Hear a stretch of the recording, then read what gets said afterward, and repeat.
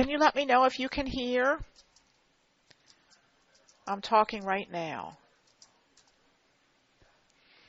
So could you let me know if both of you can hear me? Good. Okay. Okay, Cheryl, can you hear? Okay, great. Well, I'm going to get started because we have a lot to go over tonight. So, because we're going to go over all the sections from Chapter 12. So I'm going to go ahead and get started. So first we're going to start with the very beginning of Chapter 12. I don't know if you've looked at the material yet, but it goes through basic probability. And so a lot of definitions in here. An experiment is a controlled operation that yields some results. So for instance, if we flipped a coin, we get a head or a tail. All the possible outcomes of the experiment or the results are called outcomes. So for flipping that coin, my outcomes are head or tail. If I roll a die, the outcomes are 1, 2, 3, 4, 5, 6. And we can talk about events or subsets of the outcomes. So if I roll the die, an event could be I get an even number, which then would include numbers 2, 4, and 6. So an event is a way for us to group things together and make the probability calculations a little bit easier. Your book goes through two kinds of probability: empirical, which means that you actually conduct the experiment and then calculate the probabilities based on that. And then theoretical, like rolling a die. I don't really necessarily have to roll that die 1,000 times to get an idea of how likely it is that I get a 1 or a 2 or a 3. But many times we don't know what the probabilities are, so we have to actually do an experiment or collect the data somehow. So for empirical probability, if we conduct the experiment a whole bunch of times, we calculate for probability of some event E, the number of times that E occurred over the total number of times we did the experiment. So for instance, if we did toss a coin 100 times and we got 56 heads, the empirical probability of getting a head would be 56 over 100. Now notice the empirical probability here is not exactly what we think when we're flipping a coin, because we kind of always think it's 50-50. But in actuality, you don't always get what you think is going to happen. But if we did this more times, like we did 1,000 flips, we would probably get closer and closer to that theoretical probability. Okay, here's another one with empirical. We have a little data table here. So in an election for student council president, 80 students were polled and asked who they'd vote for. So if you were Allison, you'd want to calculate what's the empirical probability that I'm going to win. So let's answer a couple questions. If we select one student from that college, what's the probability the student planned to vote for Allison? So we asked 80 students. So that's the number of times we did the experiment, or we asked the question, and how many of those said Allison? 22. So 22 over the total, right? 22 over 80. And I went ahead and I simplified the fractions. I'm not really sure in my math lab if he has you entering the simplified fraction or the decimal. So I gave you both here. And let's try another one. What's the probability that the student plans to vote for Kimberly? 20 out of 80, just like we did before. These are pretty simple. And again, I showed you the reduced fraction and also the decimal. Okay, let's try another one here. Dr. Doolittle's grade distribution for the last 2 years of college algebra is shown in this table. Use the information to answer these questions. If a student plans to enroll in Dr. Doolittle's college algebra class, find the empirical probability that the student gets an A. All right, so notice this time we didn't have the sum here. So one thing we're going to have to do is add up all the grades that we have. And if you do that, this comes out to be 696. And how many of those were A's? 43. So there's about 6.2% chance that that student would get an A based on this data, this empirical data. Find the empirical probability of earning a grade of C. So you're going to take the 295 over the 696. Now, when we do probabilities, sometimes we do problems like this, earning a grade of D or higher. So there's a little bit of reading and interpretation. So out of these grades, which grades are going to qualify for the event of A or higher? I'm sorry, and not A or higher, D or higher. So that would be all the way up through A, right? Yeah, all of those. So D or higher is going to be, and all I did was add these up, 114, 295, 166, 43, and then Comes out to be about 88, almost 89%. Okay, so these are pretty straightforward. They're not really very difficult. Here's one with boat rentals. The last 30 boat rentals at the Green Lakes boat rentals were 14 were sunfish, 10 kayaks, 6 rowboats. Use the data to find the following empirical probabilities. What's the probability the next boat rented is a rowboat? So the number of trials was 30, and how many rowboats had been rented before? 6 out of 30, or 1/5. What's the probability the next boat is a kayak? 10 kayaks were rented out of 30, so 10 out of 30. And the probability the next boat is a sunfish, 14 out of 30, or 7 out of 15. I didn't give the decimals this time, but you could calculate those. They're pretty straightforward. Another one, Virgin Music Store. 60 people entered the store, and 60 people who were entering were selected at random and asked to select their favorite kind of music. 60 chose rock, 16 country, 8 classical, and 24 chose something else.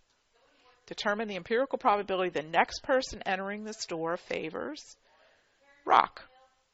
All right, so out of those 60, how many picked rock? 12 out of 60. 1/5. How about country?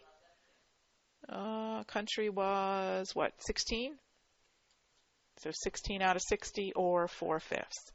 So these are all empirical probability because they've given you this is basically how the experiment was run, and then you go ahead and calculate probabilities. Now, when we go to the next section on theoretical or classical probability, you're going to use the same formula, but you don't have to actually do an experiment. So I think these are pretty straightforward. So now we're going to talk about the theoretical. And this is where we're talking about things that are equally likely. So remember my example of rolling the die. Each of the 6 faces is equally likely. Same calculation for the formula. So some facts about probabilities, a couple facts that are good to know. The probability of an event that cannot occur is 0. So if I roll a die, what's the probability that I get a 12? I can't because there is no 12. So that would be what we call, and that's called an impossible event. The probability of an event that must occur is 1. So again, if I roll that die, what's the probability that I get a number less than 7? All the outcomes are less than 7, so that would have a probability of 1. And we call this sure or certain event if it must occur. All probabilities are between 0 and 1 inclusive. And we can write that mathematically like this. Probability of the event E, whatever it is going to be greater than or equal to 0, less than or equal to 1. The sum of the probabilities of all the outcomes in the sample space has to be 1. So if you add up all the probabilities of all the outcomes in the sample space, you have to get 1. And then this is what we call the complement rule. So the probability of A, if you remember back when we learned about sets, way back in chapter 2, we learned about the complement of a set. So the probability of A plus the probability that not A occurs has to equal 1. And we can use that formula to come up with alternative ways to write that. And we call this complements. And we write the event not A, usually you'll see A prime. So for instance, if I was rolling a die, what's the probability that I get a 6? 1 out of 6. What's the probability I don't get a 6? The complement I have to be 5 out of 6. And a lot of times problems can be worked more easily using the complement of the event. And I'll show you an example of that in a little bit. Okay, so here's a problem. If the probability of an event A is 0.6, what's the probability the event does not occur? So you're using that complement rule. All right, so what do we know? We know that probability of A plus the probability of not A has to be 1. Right, so it's 0.4. Yeah, you guys got it. Good. And if you just do it mathematically, it has to be 0.4. Okay, that was pretty easy. Okay, let's do a little problem with a spinner. What's the probability the spinner lands on red? And we're going to assume that the spinner is not going to land on a line. So what do you look at here? How many possible outcomes are there? There's 8, right? And how many of those are red? 2, right? So 2 out of 8 or 1/4. What's the probability it lands on yellow?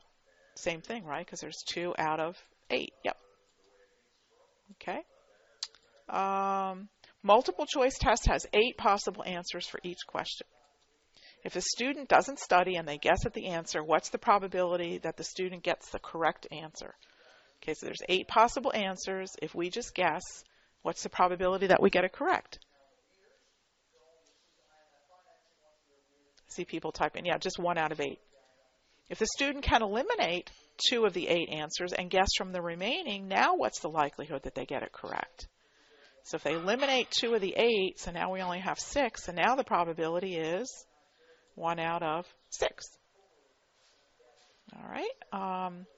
Card deck. Okay, I put the picture up here. I also have, and this is in the Chapter 12 module in my courses, there is a handout if you want to see a picture of a card deck.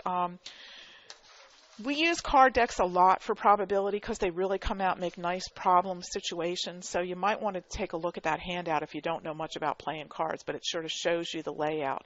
And there's also in there when you roll 2 die, because sometimes we use that in a situation for probability. So we're going to select 1 card from this deck. Find the probability that we get a 5. Okay, review the deck. There are 13 cards per suit, 4 suits, so there's 52 cards in the deck.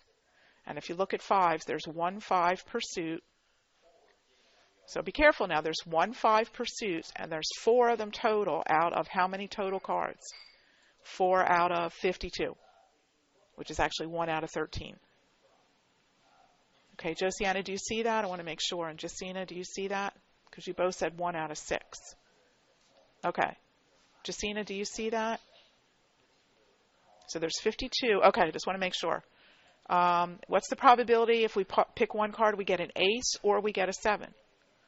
So how many aces? 4. How many 7s? 4 out of the total. So 4 plus 4, 8 out of 52 or 2 out of 13. Good. What's the probability that we draw the king of clubs? Okay, so here's my clubs. How many king of clubs? There's only 1, right? Yep, so 1 out of 52. Yep. What's the probability? Now, here's a complement rule that I don't get a club. All right, how many clubs are in the deck? There's 13 clubs out of 52. So how many are not clubs?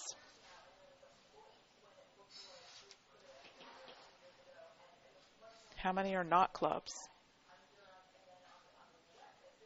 Oh, close. It's 39. Okay, because there's 13 per suit, so 3 of the suits are not clubs, so it's 39 out of 52. Okay, which is actually 3/4. Or if you can look at it this way, there's 4 suits, so the probability of picking any one suit is 1/4. So the probability of not picking a particular suit must be 3/4. So there's another way to think about the complement. What's the probability if I pick 1 card, I get a 7 and a king? So are there any cards that are 7 and kings at the same time? Nope. Okay, this is 0. That's what we call an impossible event. Okay, what about the probability of getting the 10 of spades? 10 of spades. Okay, there's only 1, so that's going to be 1 out of 52 again. Yep. What's the probability of being dealt a heart? Okay, how many hearts are in the deck? Remember, 13 out of 52, right? Or 1/4. You can also think about it as, well, there's 4 suits, so it's 1/4. Okay, good. All right. Okay, so that was your theoretical probability from section 12.2.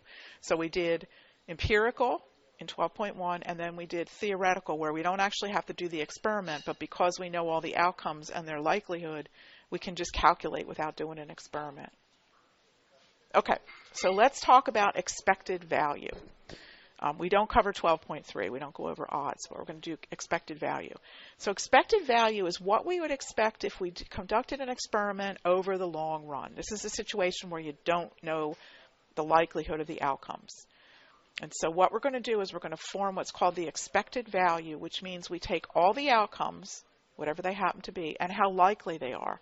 And then we multiply their likelihood times the value of that outcome. And it's probably easier to show an example. So for instance, in July in Seattle, grass grows 1/2 inch a day on a sunny day and 1/4 inch on a cloudy day. In Seattle, 75% of the days are sunny and 25% are cloudy. Determine the expected amount of grass growth on a typical day in July. All right, so here's my outcomes. 1/2 inch of growth or 1/4 inch. And how likely is it? So if it's sunny, 75% of the time it's sunny, and 25% of the time it's cloudy. So if you notice also the probabilities we use in this problem, all of these have to add up to 1 because we have to include all the outcomes in the sample space. So 75% of the time it's sunny, and the grass will grow 1 inch. 25% of the time it's cloudy and the grass only grows 1/4 of an inch. And then if I go ahead and multiply, so on a typical day, I expect the grass to grow about 0.44 inches. This is what we call the expectation. So if we looked at a whole lot of typical days in July, on average, this would be the expected value for the grass growth. So determine the total grass growth in the whole month of July in Seattle. So if this is one day, so now we have to figure out, well, how many days are in a month? In this particular month, there are 31 days, and on average, it grows this much per day. So in the month, it grows about it's about 13.56. You might have rounded off a little bit more over here, but about 13.5 inches, 13.6 inches. Okay, so this is what we call expectation. Okay, let's do one with a business scenario. So Dunkin' Donuts is opening a new store, and the company estimates there's a 75% chance the store will have a profit of $10,000, probability and amount, 10% chance the store will break even, so that amount there would be 0, and a 15% chance that the store will lose $2,000. Determine the expected gain or loss for the store. All right, so 75% chance it makes $10,000.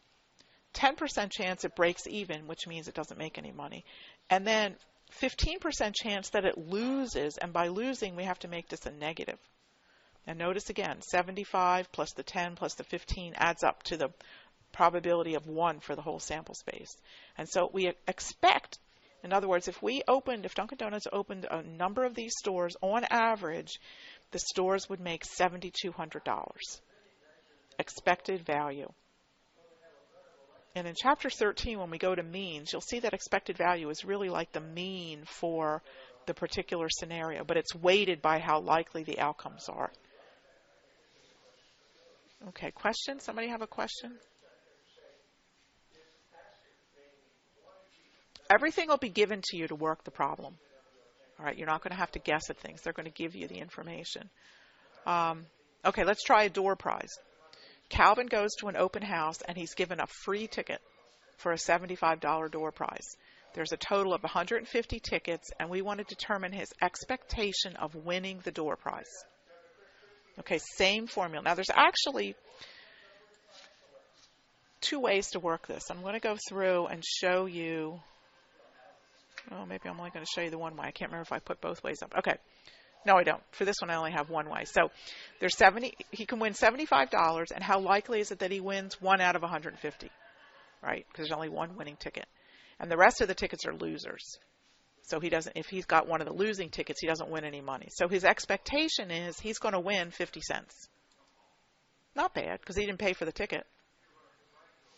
So he might as well participate in it, because on average, because there's $75 being given out and there's 150 tickets, probability of winning is 1 out of 150.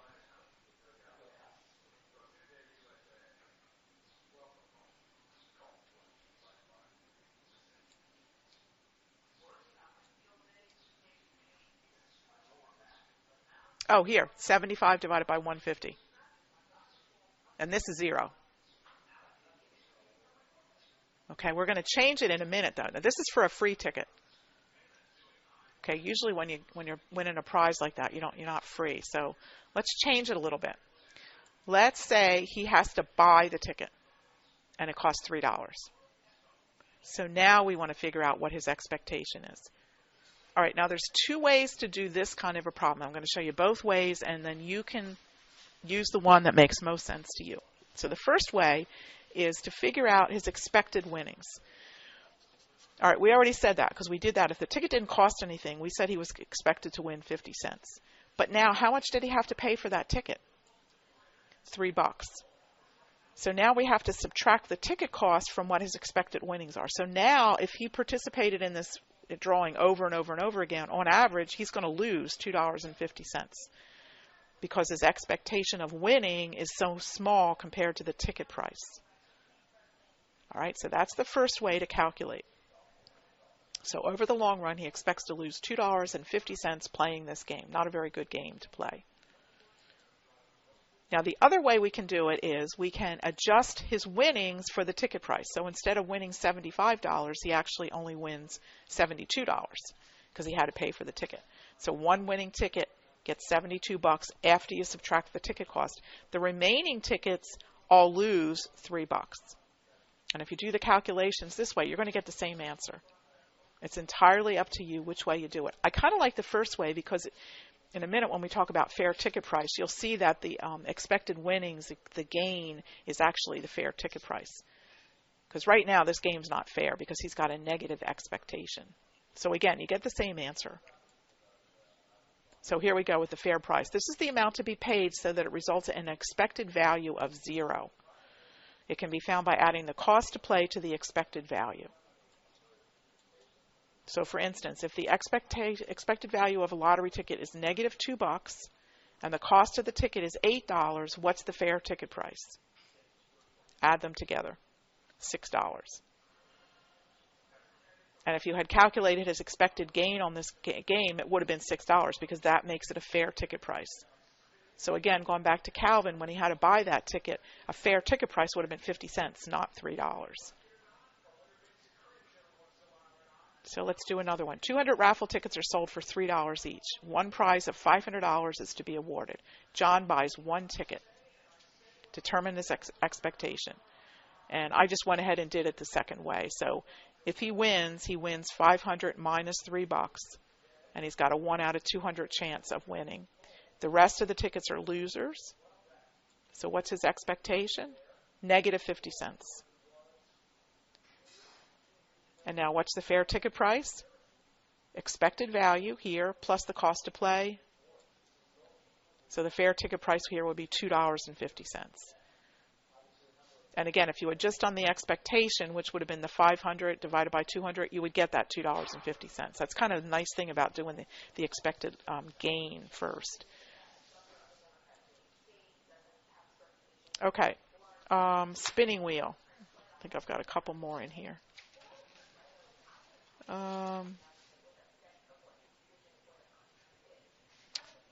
Yeah, okay, let's do this one. Person spins the wheel and is awarded the amount indicated by the pointer. Find the expectation. Okay, so we have a 1/2 chance of winning $10. We have a 1/4 chance of losing $5, and we have a 1/4 chance of losing $23. And if you go ahead and calculate that, the expectation for this game is you're going to lose $2. Not a very good game to play. All right. And here's another pointer, another spinner game. You're going to play this, and it costs you $10 to play. Find the expectation and then the fair ticket price. And this one, I think I'm actually going to do, let's go back for a second. Wait. If you look at the circle here, it's actually divided into a total of 8 parts. And there's 3 out of 8 for $2, 3 out of 8 for $10, and then 1 out of 8 for $15 and $20. And so that's what I've shown up here. Okay, so if there's a 3/8 chance of winning $2, 3/8 chance of winning 10, 1/8, and 1/8. Okay, and then let's do the expected gain first. So I took each probability times the amount 1, so 3/8 times 2, 3/8 times 10, 1/8 times 15, 1/8 times 20, and it comes out to be $8.88. So this is what I expect to gain. So right away, there's the fair ticket price. That's why I kind of like doing it this way. But then how much did it cost us to play? $10. So the expectation is actually going to be that 8,875 minus the $10. So in the long run, we expect to lose $1.13 playing this game. And then I've got on the slide here the other way to do it. Oh,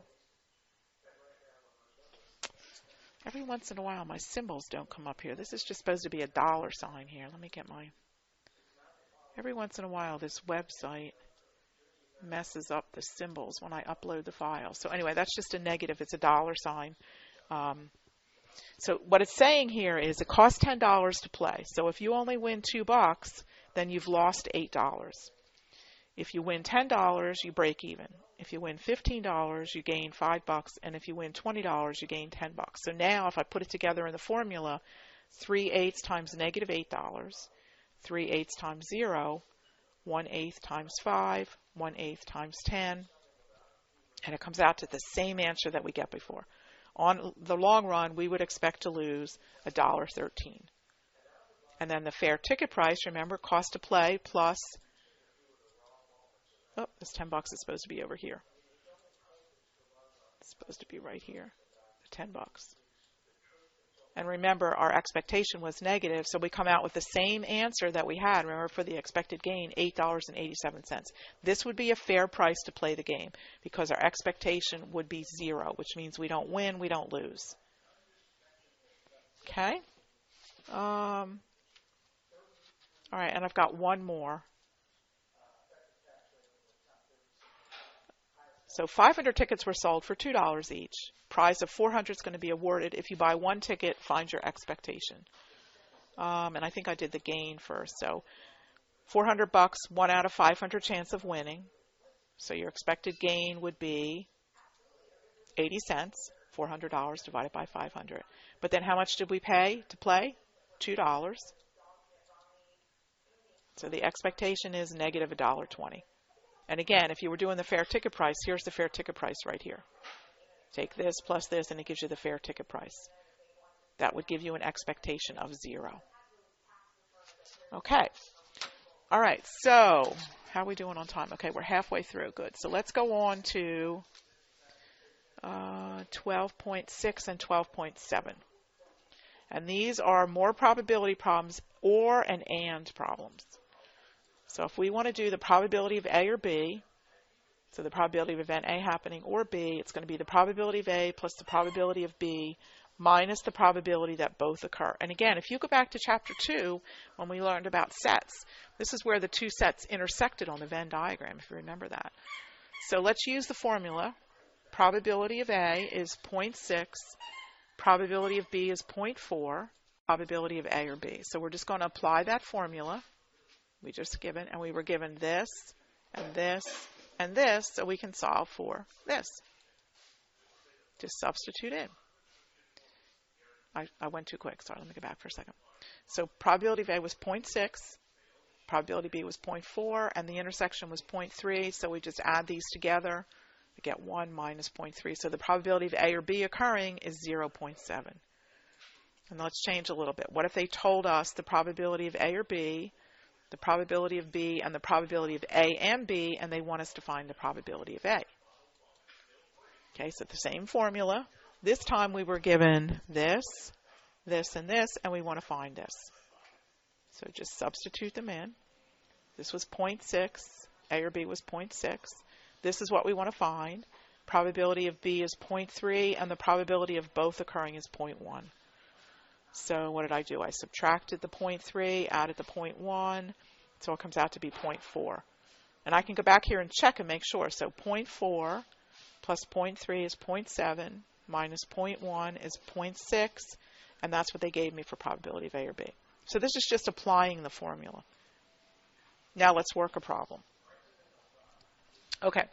The manager at a local auto shop has found the probability that a car brought into the shop requires an oil change is 0.7. The probability the car needs a brake repair is 0.3. And the probability that it needs both is 0.12. For a car brought in, determine the probability that it will require an oil change or a brake repair. All right, let's do a Venn diagram. This has gone back to chapter 2. So the probability of both was 0.12. And remember, that's going to go into the intersection region right here. Now, working outward on our Venn diagram, what's the probability of an oil change? It's 0.7, but we already put in 0.12, so we're going to subtract to get the probability of only needing an oil change.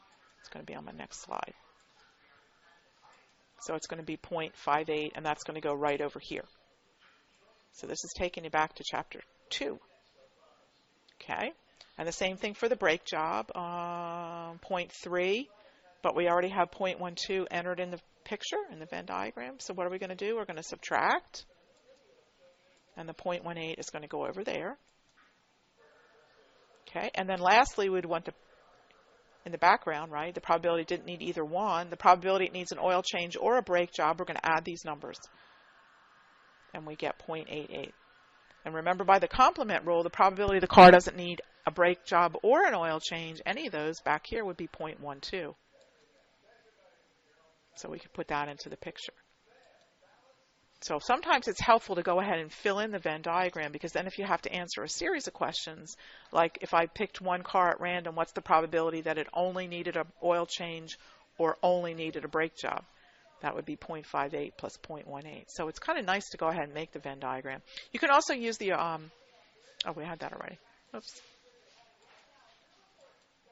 You can also use the formula, probability of oil plus brake minus both, and you're going to get the same answer. So I just wanted to show you the Venn diagram because I think they're really kind of nice for doing some of these problems in this section. Okay, card deck again.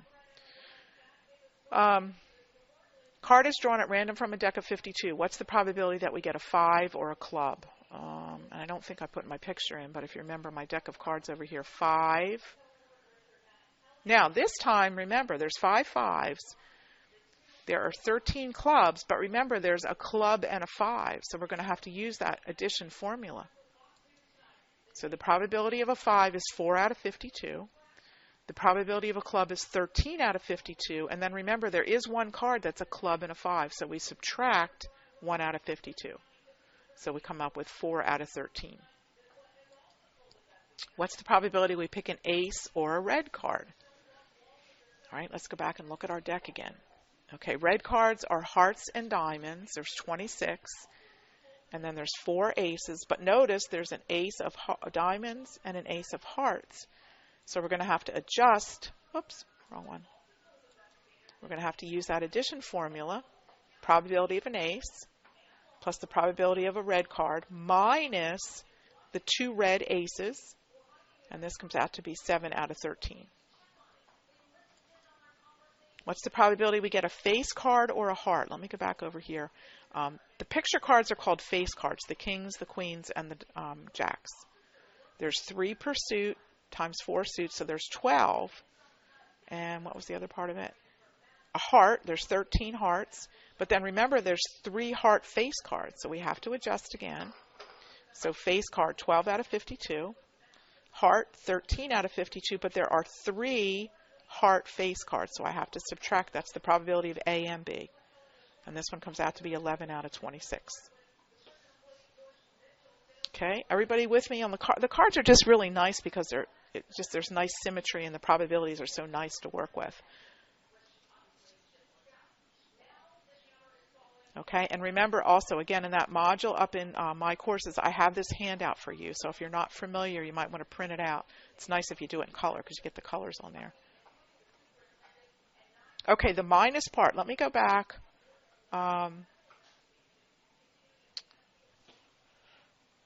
The minus part is, this is the probability of A and B. So for instance, let me go back over. Let's do this one. Let's do face card and heart. Let's get back to the deck here. Face card and heart. So face cards, remember we said there are 12 face cards right here. All right, and then how many hearts are there? There's 13. Now, if I just added 13 plus 12, I've double counted the heart face cards. Okay, that's where the subtraction comes from. So I have to subtract off because I've double counted the heart face cards. Does that make sense?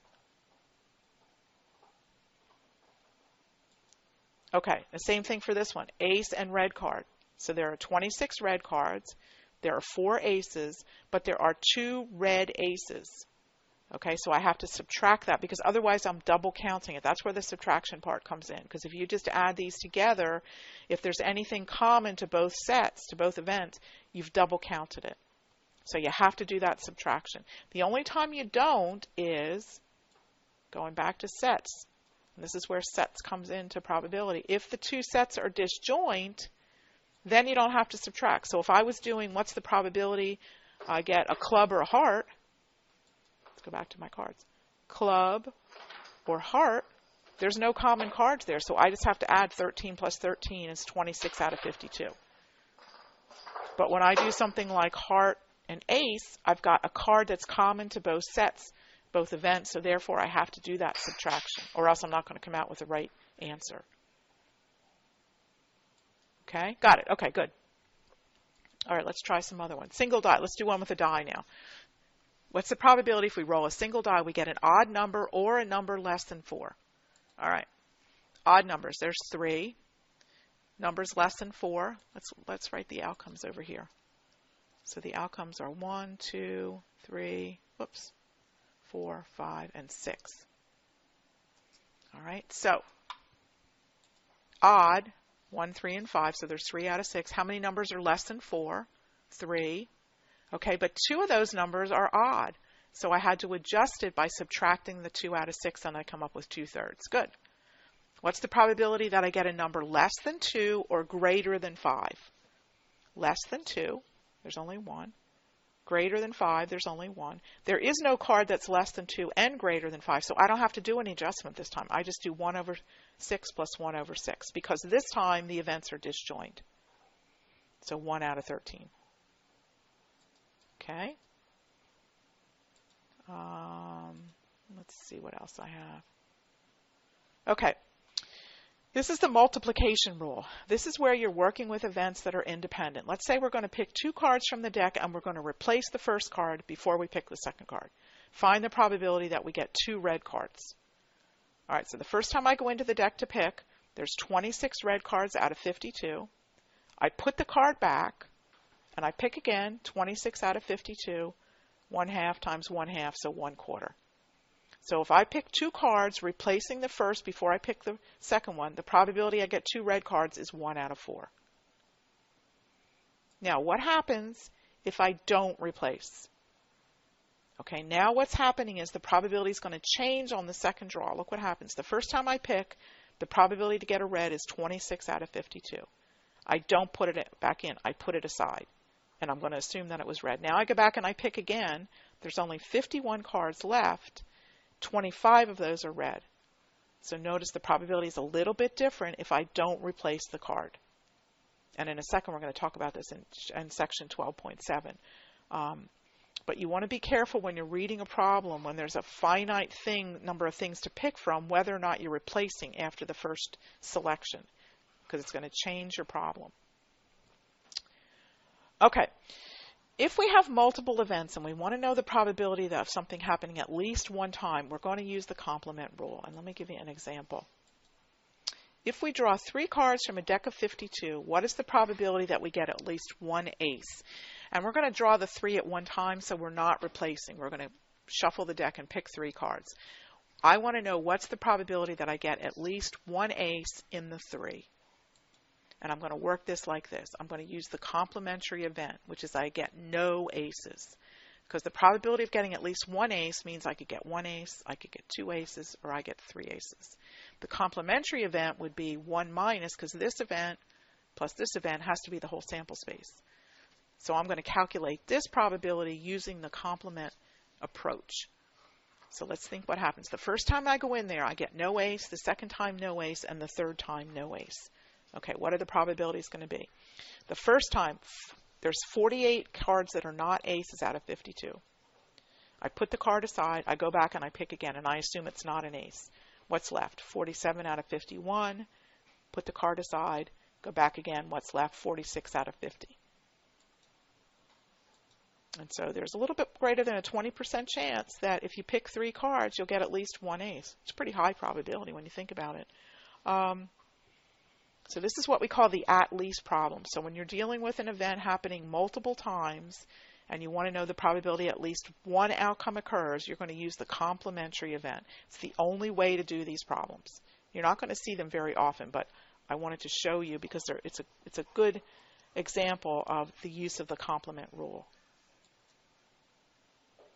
All right. Now, independent. So events A and B, how did I get? I multiplied. This times this times this gives me this. This times this times this gives me this. And then I divide it and I got 0.783, and then I subtracted that from 1. Okay, so let's talk about independent events. Events A and B are independent if the occurrence of either event in no way affects the probability of the occurrence of the other event. Experiments done with replacement are independent. Those done without replacement are not independent, or they're called dependent. All right, let me see how I'm doing on time. I think I'm going to skip over this one because this is pretty easy. I'm going to skip up. I'm going to get to, you can work on these. These are not too hard. Independent or dependent events. So 100 people attended a charity benefit to raise money for cancer research. 3 people in attendance will be selected at random without replacement, and each one will get a door prize. Are the events of selecting the 3 people who will be awarded the door prize independent or dependent events? Anybody want to try that? Are they independent or dependent events? Yeah, they're dependent, right? Because let's just take a look at the first person picked has a 1 out of 100 chance of winning a prize. But then that person can only get 1 prize. So when the second person is picked, it's actually 1 out of 99. So the probability of winning has changed. So these are dependent events. Let's see. Yeah, let's do, this one's pretty straightforward. Assume the probability of any newborn baby being a girl is 1/2, and the births are independent. If a family has 5 children, no twins, what's the probability that they're all girls? All right, so probability of all girls, we can just multiply. Probability of a girl times a girl times a girl, so it's 1/2 to the 5th. That's a pretty easy one. All right, and then one more here. Angel Sanchez has 7 books on his shelf, 3 mysteries, 3 science fiction, and 1 biography. Determine the probability of selecting 1 mystery and then a science fiction if we replace the first book before we pick again. All right, with replacement. Probability I get a mystery the first time is 3 out of 7. I put the book back. The probability I get a science fiction is 3 out of 7. Okay, notice the denominator didn't change. Now, if I don't replace, what's going to change? The denominator here. So 3 out of 7 is the probability of getting a mystery the first time. I put the book aside. I only have 6 books left to pick from, so 3 out of 6. So the probability is slightly different. So you need to read and see whether or not they're replacing when they're doing the problems. All right. Okay. Conditional probability, 12.7. Conditional probability, 2 events, the conditional probability, this is saying the probability that event E2 occurs given, this vertical line means given that E1 has already happened. And how we do that is we look at the number of outcomes. So what we're doing is we're taking the sample space and we're conditioning on one of the events having already happened. And I'll do an example in a minute. So here it's E1. How many outcomes are in E1? And then how many of those outcomes also satisfy E2? So let me give you an example. We're restricting the sample space. This is just applying the formula. I'm going to do this real quick. Probability of E2 given E1. They gave us the probability of the number of outcomes in E1 and E2 was 4, and the number of outcomes in E1 is 16, so this is 0.25. I'm going to skip over that real quick. Okay, let's take a table. Usually you're going to have a data table when you work a problem like this. Using the results of the taste test given at a local mall, if one person from the sample is selected, find the probability the person prefers peppermint. 120 out of 257. Okay, pretty easy. All right. If we pick one person, what's the probability it's a woman? 132 out of 257. All right, now let's do a conditional probability.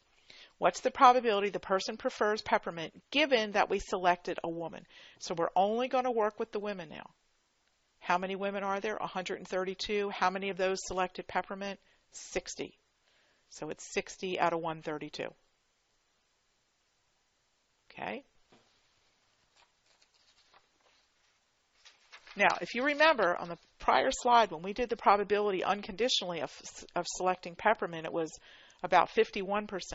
Now, the fact that I tell you I selected a woman, the likelihood she said peppermint has dropped down a little bit. And that tells us that these events are not independent because the probability is changing. What's the probability it's a man given they prefer wintergreen?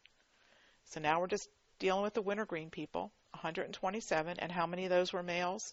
55. Conditional probabilities.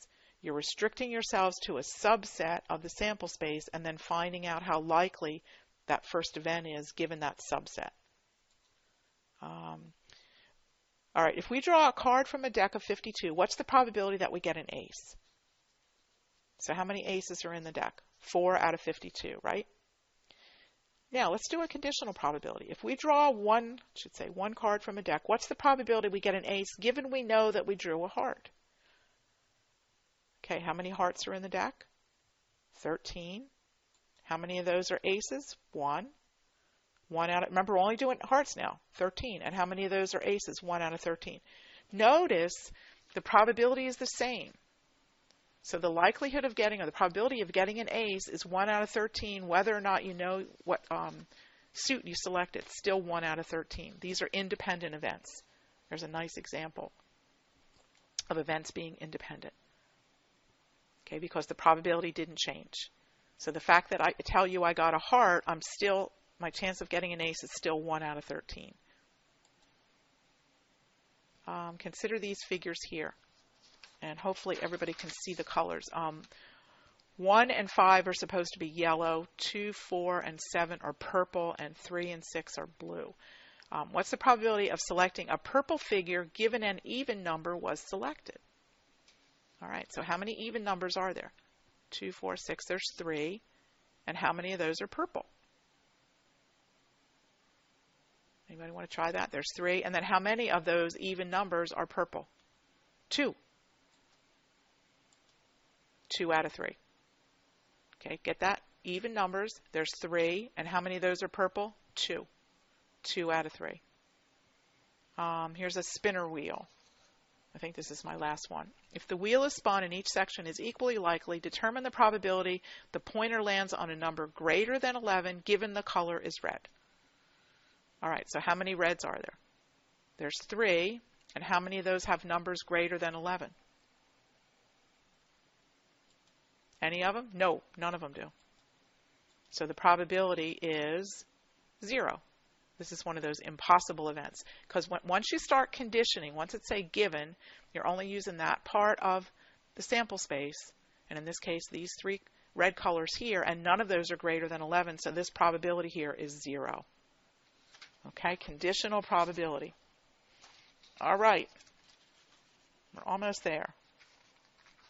Let me flip over to the last sections, last 2.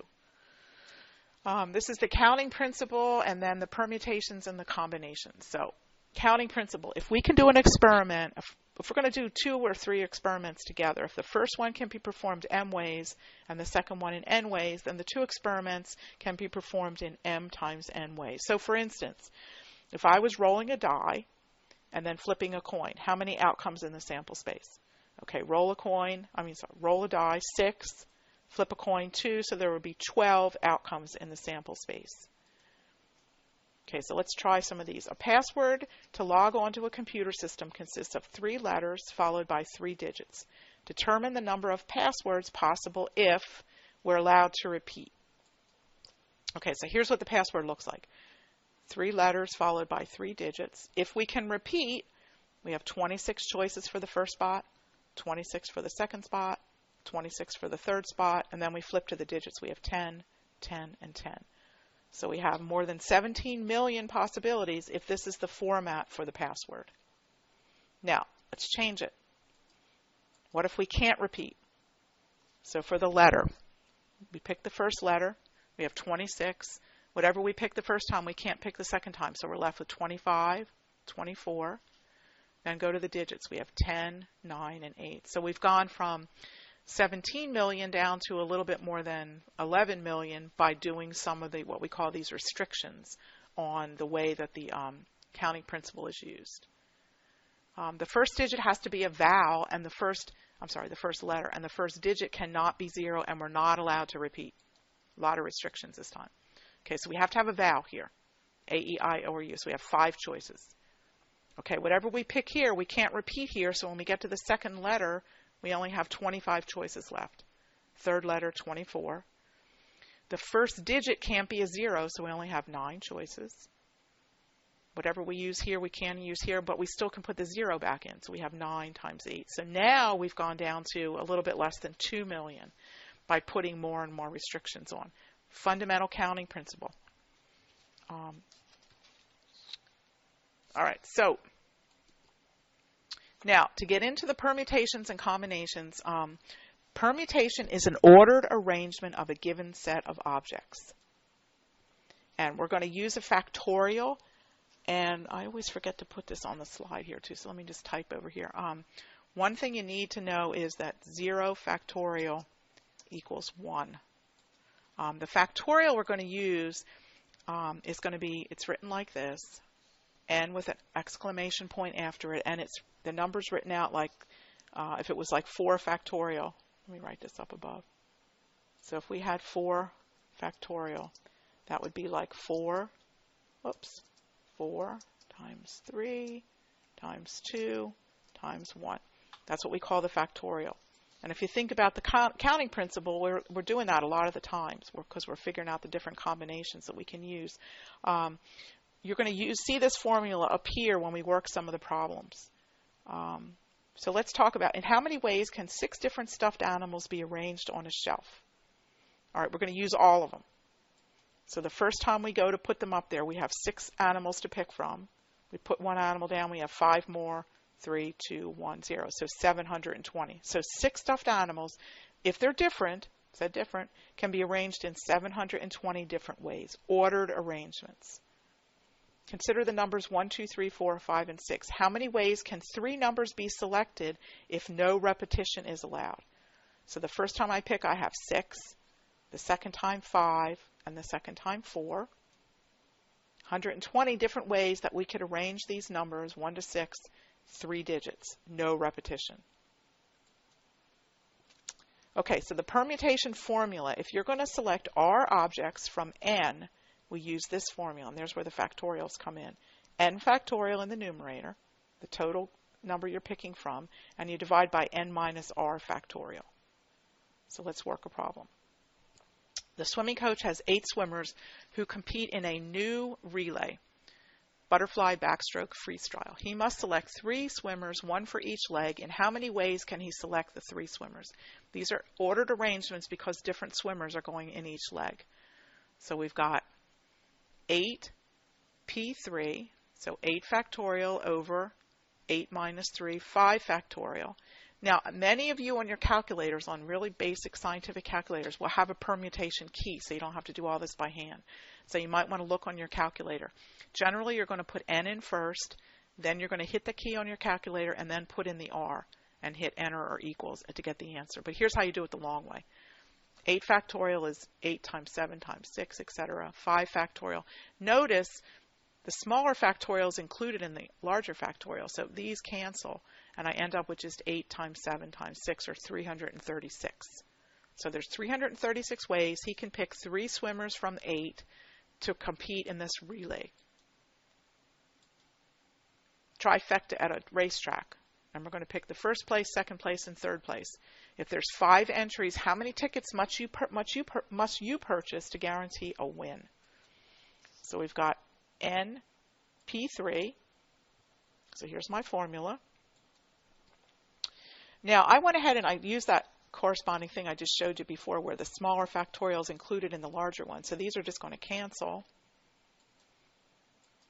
And I end up with 5 times 4 times 3, or 60. So there's 60. So I'd have to buy 60 tickets, or this person would have to buy 60 tickets in order to guarantee that they win. Because there's 60 different ways that we can pick 3 winners from among the 5. A club consists of 11 members. How many different arrangements of president, vice president, and secretary are possible? Ordered arrangements, because each person occupies a position. So we have n equal 11, r equal 3. There's my formula again. Again, look, my 8 factorial is going to cancel. And I end up with 990 different ways we can pick the president, vice president, and secretary from the 11 club members. Ordered arrangements. At a computer store, a customer is considering 10 different computers, 9 different monitors, 8 different printers, and 2 different scanners. Assuming each of the components is compatible and that one of each is selected, how many different systems can we make? This is the fundamental counting principle. So you're just going to multiply 10 computers times 9 monitors times 8 printers times 2 scanners. So there's 1,440 different systems that could be built with these components. Fundamental counting principle.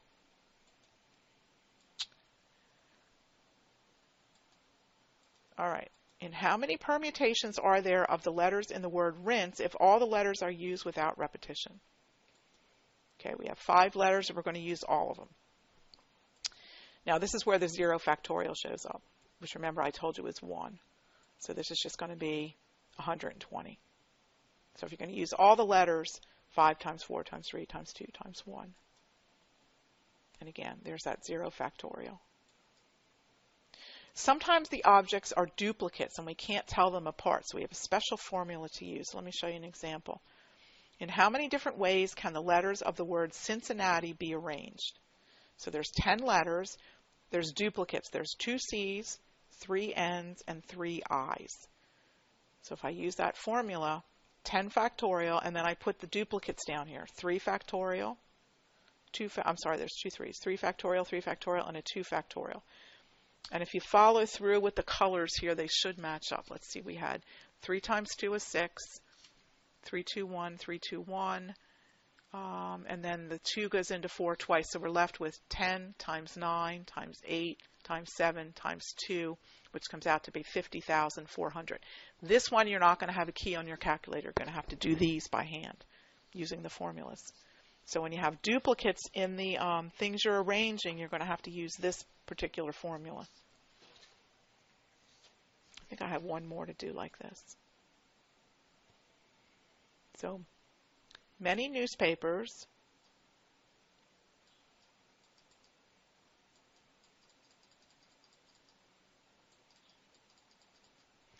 many newspapers contain jumbo puzzles where the letters of a word are given out of order. For this jumbo puzzle, find the total number of arrangements of the letters and then what's the unjumbled form of the word. So here's the letters here. And we only have one letter repeated, which is the T. So we're going to use the same formula. And how many total letters are there? There's 7, right? So it's actually just 7 factorial over 2 factorial, which is a lot. 2,520 different combinations, different arrangements of those letters are possible. And what does this, anybody know what the word comes out to be? If you unjumble it, the word is, anybody see it? It's actually shuttle. Okay, so that was the permutations. Now we're going to jump over to the combinations. And combinations are arrangements where the order doesn't matter. Here's the formula. Notice it's the same as the permutation formula, but there's an additional factor in the denominator. There's always going to be fewer combinations than there are permutations. Always.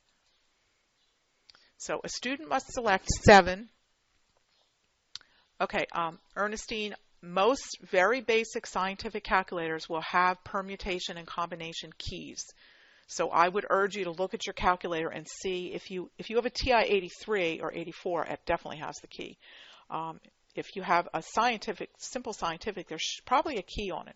Otherwise, if you look at my slides in here, you'll see how I showed you how to write out the numbers. Here's one here, example here. Student can pick 4 out of 7 essay questions to answer, and how many ways can they make the selection? There's no order here because we're going to pick 4 out of 7. So it's 7 combination 4 using the formula, 7 factorial, 7 minus 4 factorial, 4 factorial. Notice in the combination formula, the numbers in the denominator add up to the number in the numerator. And then here I did it longhand. So 7 factorial I wrote out. I wrote out 3 factorial and 4 factorial. These cancel. 3 times 2 cancels with 6, so I end up with 35. So 35 different ways that the student can select 4 out of the 7 essay questions. Election ballot asks voters to select 5 commissioners from a group of 16. How many ways can we do that? N equals 16, R equals 5. There's my formula. All right. Notice again, remember I told you that the smaller factorial is going to be included. So the 11 factorial, I can stop writing here because those are going to cancel. So I cancel those. And then 5 factorial, 5, 4, 3, 2, 1. What did I do? 3 and 5 is 15. What else did I cross out? 4 times 2 is 8, goes into 16 2 times.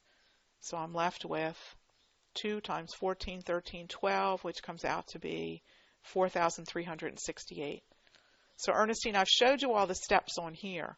So if you don't have the key on your calculator, this is the longhand way to do it. But most calculators have these combination and permutation keys.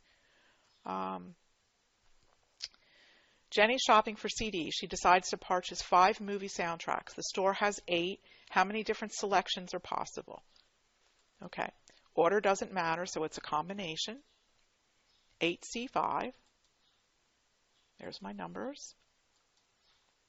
And notice again the 3 and the 2 cancels with the 6, so there's 56 ways that she can purchase 5 movie soundtracks from the 8 that are available.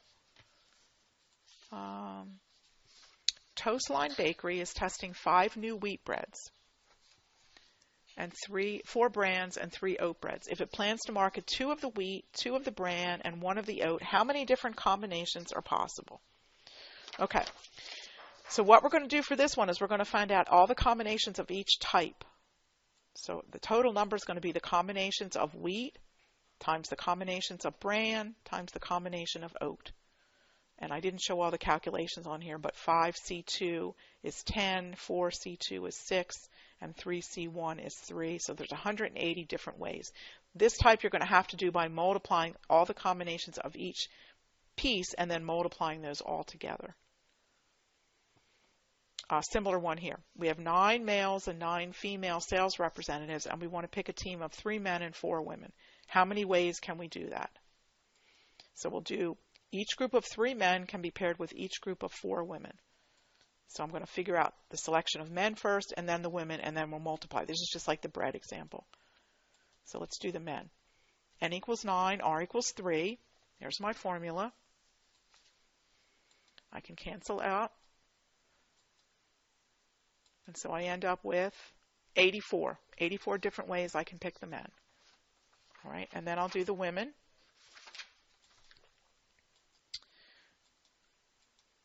Here's your women. 126, so total ways, the ways the men can be selected times the ways the women can be selected, so it comes out to be 10,584. A lot of different ways that can be done. Let me see. All right, I'm going to skip over the next 2 slides. I'll have you work these on your own. This is just fundamental counting principle. I want to get to these at the end. For each situation below, determine whether you would use a permutation or a combination. A bank has 3 drive-through stations. Assuming each one's likely to be selected, in how many different ways can the next 6 customers select a station? I don't want you to work the problem. I just want to tell you, is this a permutation or a combination? Anybody want to try? It's actually a permutation because think about this. The drive-through stations are different, okay, and the customers are different. Okay, so it's different. Think about the time you're waiting for the drive-through and you pick the one that's really slow. These are permutations because the order does matter here. A group of 10 students forms a new math club. In how many ways can they select an executive committee of 3 people? Executive committee. Permutation or combination? This one's a combination, right? There's no order there. Now, switch it around. Now they want to pick a president, vice president, and treasury. Now we have a permutation because the order matters. All right, and then one last slide. How many 5-card poker hands of 3 aces and 2 queens are possible with a deck of 52? All right. So we're going to figure out, the order doesn't matter because we're playing poker. We're just going to pick the cards. We need to figure out the combinations of the aces and the queens out of 52. All right, so for the aces, there's 4 to pick from, and we're picking 3. Okay, there's 4 ways for us to pick 3 aces out of the 4. For the queens, there's 4 queens. We're picking 2.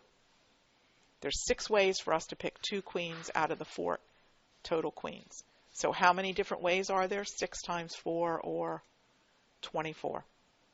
Okay, no probability on this one, just counting principle again. So there's 24 different ways that you can get a poker hand of 3 aces and 2 queens.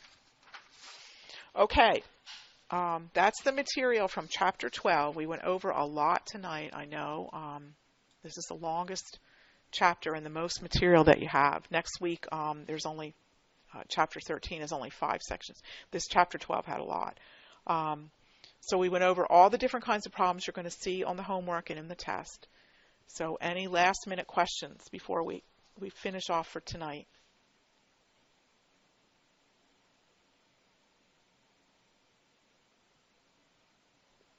You're probably just overwhelmed by the material, I imagine.